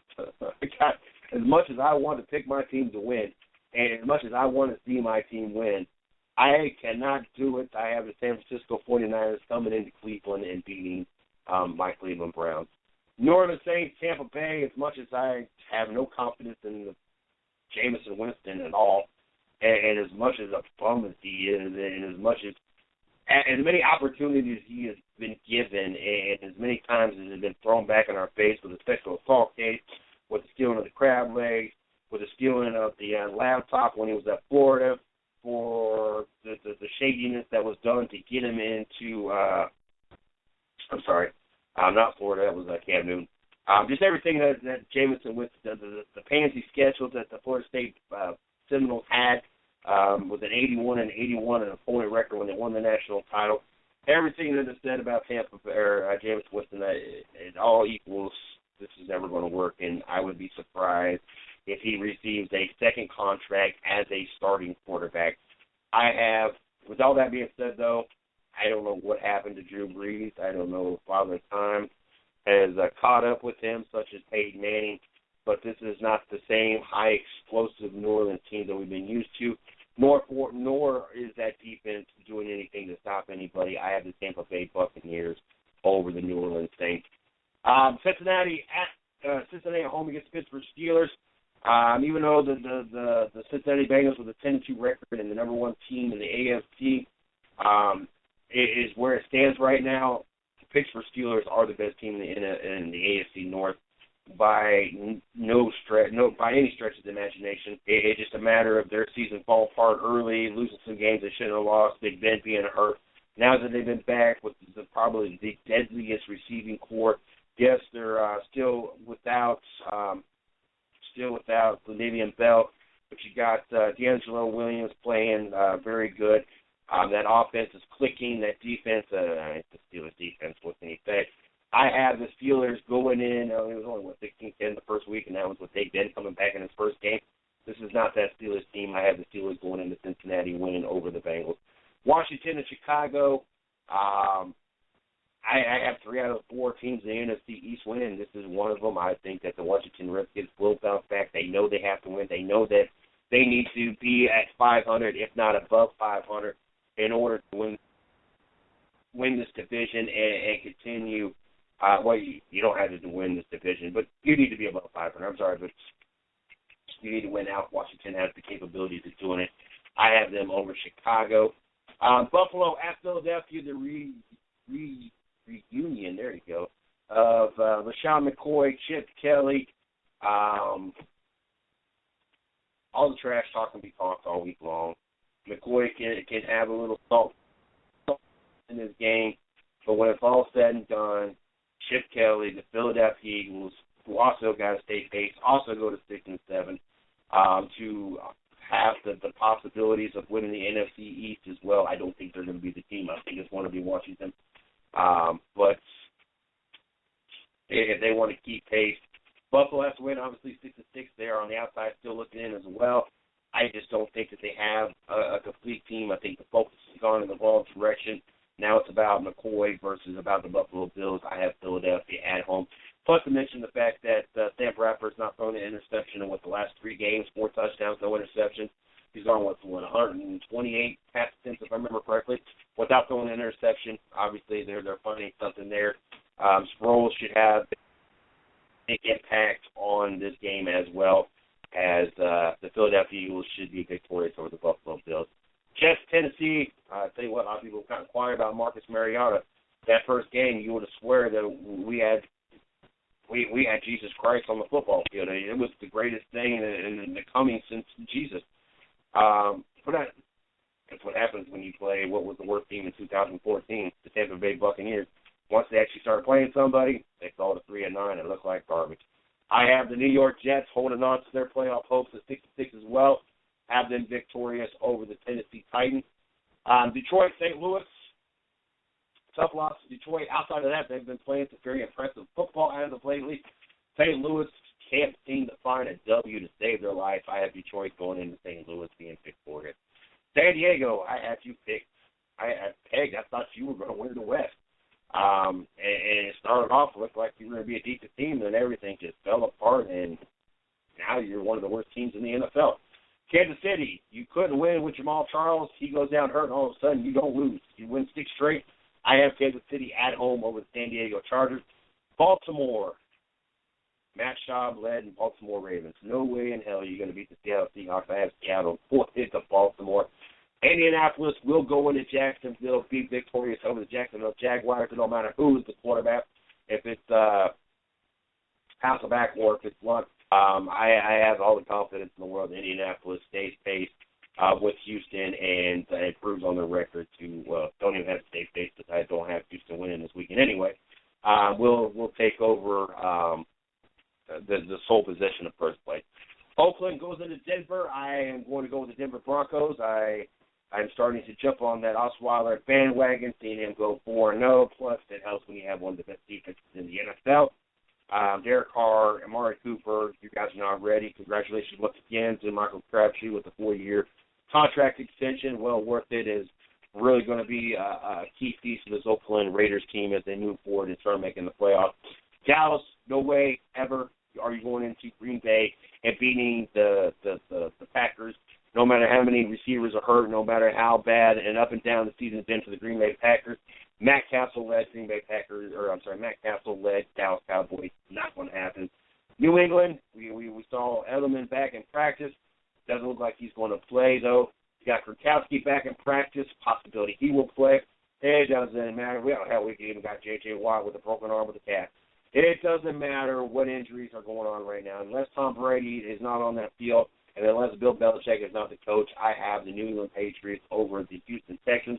And to wrap up things for Monday night, the Giants versus the Miami Dolphins. If Miami was playing another weak team, there was a possibility that Miami would look good once again, but they're not. That's 3 out of the 4 NFC East teams. Yes, I have them all being tied after Week 14 and a 6-7 record. Will make things interesting out in the NFC East. That is kind of the shortened version because we only had a couple minutes left of the show. I wanted to get my official picks out there for all those that did not catch the Wednesday night show. Like I said, moving forward, we will have our NFL picks on the Friday night show. Looking forward to having the weekend off from the show. I got articles and the site to catch up on. But no shows until Monday, so looking forward to being back on the air Monday morning, 8 a.m. So make sure you guys tune in to that. Like I said, want to welcome all the new listeners that are catching us over on the I-95 Sports Network. Looking forward to being a permanent fixture in your guys' daily sports talk. Usually have a lot of guests. We're just short on the guests right now until after the first of the year. But usually we average about 1 to 2 guests a show. Well, that was with a three-day work week for us. Now that we've extended to a 5-day, we'll see how that goes. I know without a doubt we won't have guests on Thursday anytime soon anyway, just because of how we got our plan set up and how we got to record the shows. But definitely looking forward next week. Hopefully we got Patrick Taylor back from Line Blower.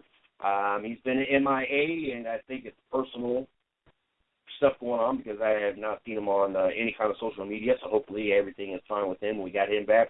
Looking forward to having Izzo back on Tuesday night to talk NHL. I'm just very excited about what is going on for next week's schedule, and hopefully we'll start getting some people scheduled back on the show so you guys get to hear some great athletes talk on our network. Looking forward to that. I think that's all I'm going to throw out there for tonight's show. We're going to get this thing wrapped up, get ready to celebrate the weekend. I'm going to catch the last part of the San Antonio Lakers game as I wash some dishes and get some laundry rotated to the dryer and then another load in. Not only are we expanding the network and going twice a day, 5 days a week, but we're also in the process of getting everything packed. We're moving in a month from today exactly. So a lot of things going on here at the 110 Nation and 110 Nation household. So looking forward to adapting and overcoming and putting on the shows that all our fans and listeners deserve. I want to thank everybody for tuning in tonight. Looking forward to being back at it Monday. You guys have a great weekend. Like I said, you guys want to talk to me, hit me up at CJ Sports 1. Hit up the 110 Nation at 110 Nation. Let's talk sports 24/7, so don't be afraid to hit me up. Talk to me anytime. You guys have a great weekend.